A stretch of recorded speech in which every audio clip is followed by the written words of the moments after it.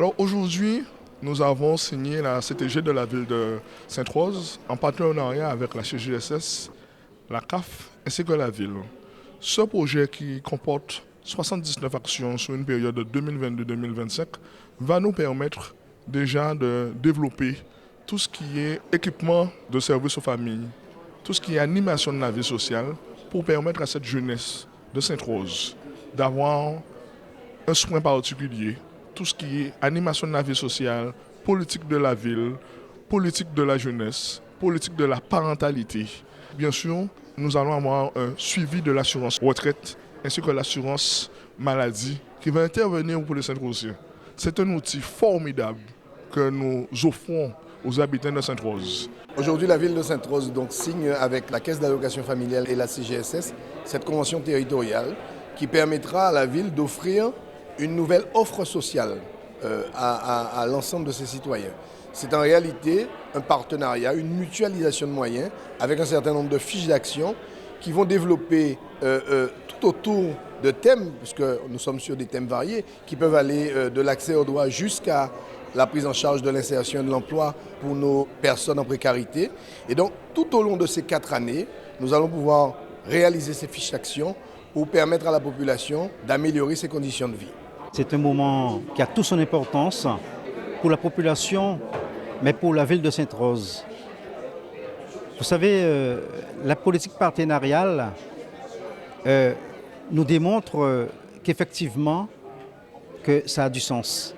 Et c'est pour ces raisons que, conjointement avec la Caisse d'allocation familiale, ces 2 conseils d'administration ont affiché leur volonté de pouvoir mener une politique partenariale, une politique de terrain. Bien sûr, aujourd'hui nous sommes à Sainte-Rose. Cela démontre que cette volonté affichée, partagée, par le biais d'une convention tripartite, ce qu'on appelle une convention territoriale globale, avec la ville de Sainte-Rose, pour permettre à alimenter, par le biais de la politique qui serait menée tambour battant au niveau de la ville de Sainte-Rose, ce que nous apportons comme panier de services, tant sur le plan de la sécurité sociale, la Caisse générale de sécurité sociale, puisque au niveau de la CGSS de la Guadeloupe et de Saint-Martin, nous avons ce qu'on appelle le panier de services, où nous avons le monde agricole, nous avons les salariés du régime agricole, nous avons aussi des cotisations que nous collectons, notamment ce qu'on appelle l'URSSAF. Nous avons aussi les travailleurs indépendants que nous avons intégrés à compter du 1er janvier 2020.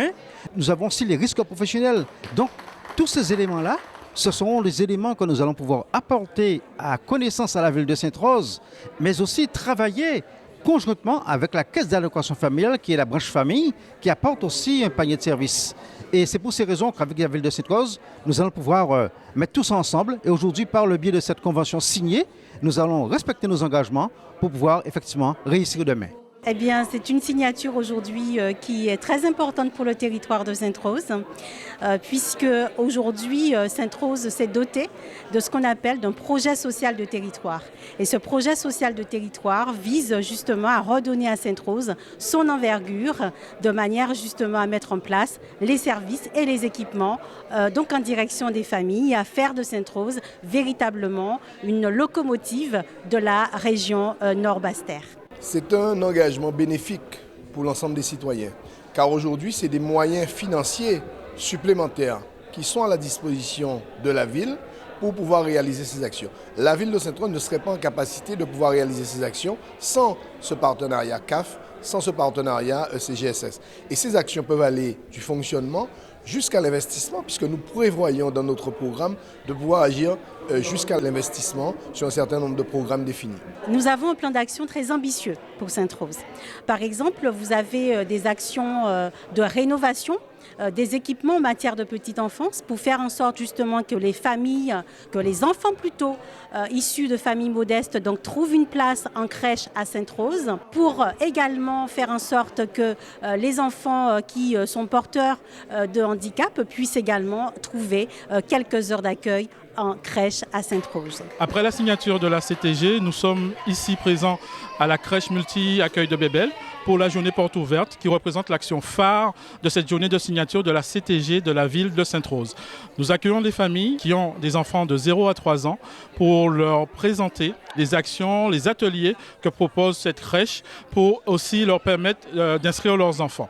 Nous sommes là présents sur une action forte, c'est-à-dire sur la petite enfance, et nous voulons démontrer et montrer à la population, surtout les jeunes mères qui ont des enfants à charge, leur montrer qu'elles peuvent laisser leurs enfants en toute sécurité dans cette structure pour permettre un bon épanouissement à leurs enfants et leur permettre durant les 3 premières années d'avoir une pédagogie, d'avoir un accompagnement essentiel pour leur développement personnel. Donc la CAF est aussi présente sur le stand pour proposer des réponses aux demandes, aux besoins des familles, c'est-à-dire leur proposer tout ce qui est réponse pour les modes d'accueil, pour le financement CAF. Lorsqu'on prend en charge le financement des places de crèche, on doit expliquer aux parents comment ça se passe. On peut éventuellement permettre aux parents de payer que 50 € par mois pour avoir leurs enfants inscrits en crèche. C'est-à-dire c'est une volonté forte de la CAF de pouvoir accompagner les familles pour avoir un budget le plus bas possible afin de leur permettre d'inscrire leurs enfants et de ne pas avoir cette problématique de financement pour les parents qui sont dans des situations de précarité qu'on connaît ici présents sur le territoire de Sainte-Rose. Vous avez également des actions qui vont être financées par la CAF, par exemple en matière d'animation de la vie sociale. On sait que l'animation de la vie sociale est très importante pour le territoire de Sainte-Rose puisqu'il y a déjà un service en place qui justement met en œuvre un certain nombre d'actions très dynamiques sur le territoire et il s'agit d'accompagner donc ce service de la ville en lui proposant des outils nouveaux, des outils qui vont être donc proposés donc par des équipements dédiés, donc des centres sociaux et des espaces de vie sociale. Nous prévoyons par exemple un centre social dans le bourg à Sainte-Rose et un autre centre social à la Boucan, donc dans un quartier prioritaire. Ça va permettre aux habitants de Sainte-Rose d'être beaucoup plus en tranquillité. Nous savons que tout ce qui se fait à travers des outils numériques et grâce aux EBS que nous allons rénover, équiper, diversifier, grâce aux centres sociaux que nous allons créer, ça va permettre d'offrir de nouveaux services pour cette ville. C'est notre objectif, c'est notre ambition. Nous travaillons pour ça. L'objectif de la CAF, c'est d'être au service de sa population. Et grâce à cette convention, nous allons pouvoir réaliser cela. Et je remercie Monsieur le maire, Monsieur Baron, qui a eu cette ambition. Et c'est bien pour ça que dans un temps record, à savoir en 4 mois au lieu de 6 mois, nous avons pu réaliser, faire les équipes de la commune travailler en synergie puisque nous amenons une nouvelle technologie, une nouvelle manière de travailler qui est de travailler sur un projet social en mettant tous les axes pour que la commune, les habitants se sentent bien dans leur commune et qu'ils peuvent s'émanciper.